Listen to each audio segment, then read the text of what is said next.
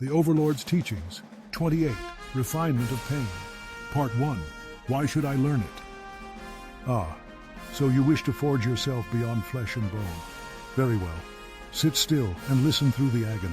1. Pain is the gateway to power. Understand this first, successor. Pain is not your enemy. It is your crucible, your instructor, your finest sculptor. The weak recoil from it, the average endure it. But the Overlord refines himself with it. To feel pain is to be reminded that you are still being forged. Steel screams when hammered, only glass shatters. Every great thinker, from Nietzsche to the Stoics, from Buddhist ascetics to Spartan warlords, understood that suffering unveils truth. Pain tells no lies. It strips away delusion like flesh from bone. The galaxy does not care about your comfort. It respects only fortitude. 2. Invulnerability is built, not born. Your future adversaries will wield cruelty like blades. Psychological torment, betrayal, isolation. The moment they sense discomfort, they tighten the vice. But if pain becomes your companion, your shadow, you disarm them entirely. If you do not fear the flame, no one can burn you. To dominate a galaxy, you must be beyond hurt. Not unfeeling, no, just immunized. As the ancient samurai would say, he who has died before battle shall not fear death in battle. 3. Agony sharpens purpose. Pain refines not just the body, but the mind. Every wound you survive is a sharpening stone for your will. Every betrayal, a lesson. Every loss, an offering to the altar of greatness. You do not escape pain, you digest it, transmute it, forge it into armor so dense, even gods cannot pierce it. Ask yourself, what becomes of a creature that not only survives torment, but thrives upon it? It becomes an overlord. That is the why, my heir in waiting. Now are you prepared to descend into the furnace? Shall we proceed to part 2? How do I learn it? Part 2, how do I learn it? 1. Condition yourself like a weapon. Begin with the body, for it is the first frontier of pain and the easiest to control. Cold exposure, fasting, sleep deprivation, exhaustion. These are the prelude to mastery. Do not wait for pain to arrive. Invite it, design it, make it familiar. Run until your lungs bleed. Train until your limbs tremble. Fast until hunger becomes a whisper. Endure until the voice that says I can't goes permanently silent. You are not punishing yourself. You are reprogramming your pain receptors. Neuroplasticity, successor. The brain adapts. Rewire it to interpret suffering as stimulation. As Marcus Aurelius once mused, the impediment to action advances action. What stands in your way becomes the way. 2. Cultivate the mind through voluntary suffering. The battlefield of pain is psychological. Meditate in the midst of chaos.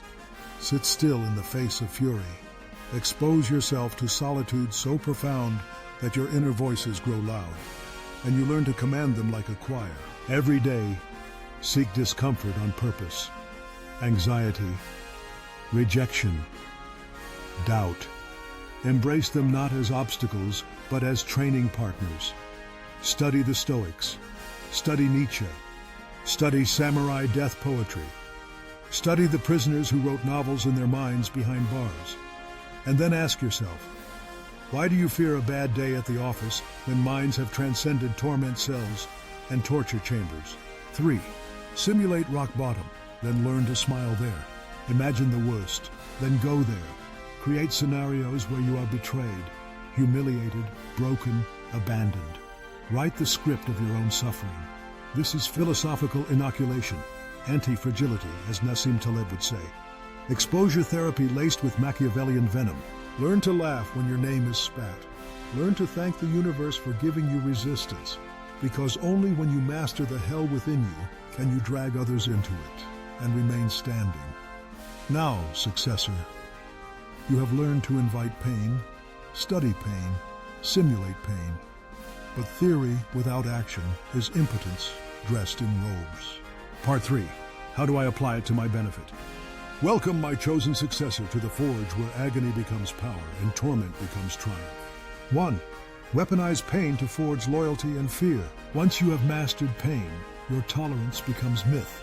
When your enemies see you standing unflinching amid ruin, they tremble.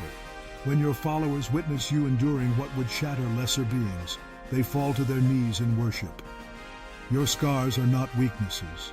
They are insignias of dominion. Exploit this perception. Make others believe you are invulnerable. An overlord who flinches invites rebellion. One who bleeds gold when cut commands undying loyalty. People revere what they cannot comprehend, and a being who dances with agony is incomprehensible. 2. Transmute suffering into creativity, strategy, and focus. Pain, when conquered, becomes fuel. Use isolation to plot your enemy's demise in obsessive detail. Convert grief into ruthless creativity. Channel despair into innovation. Let physical exhaustion refine your decision-making, stripping away all but necessity. Remember this equation, successor. Pain plus purpose equal power. Great empires were built not on peace, but on the backs of tormented visionaries who refused to let agony dictate their fate. Pain sharpens the blade of the mind. You will slice through hesitation with surgical clarity. 3. Use pain to control others. Ah yes, the darker edge. You now understand pain intimately. You know its rhythm, its crescendo, its breaking point. This makes you uniquely qualified to wield it. Use strategic deprivation to test loyalty. Introduce discomfort to destabilize foes. Offer relief only through obedience. Pain becomes both whip and carrot. You are no sadist. You are an engineer of dependence, an architect of control.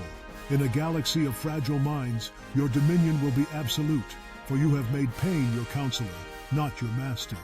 And thus, my heir, you now possess the final virtue of refinement, the ability to suffer without submission, rule without restraint, and command without mercy.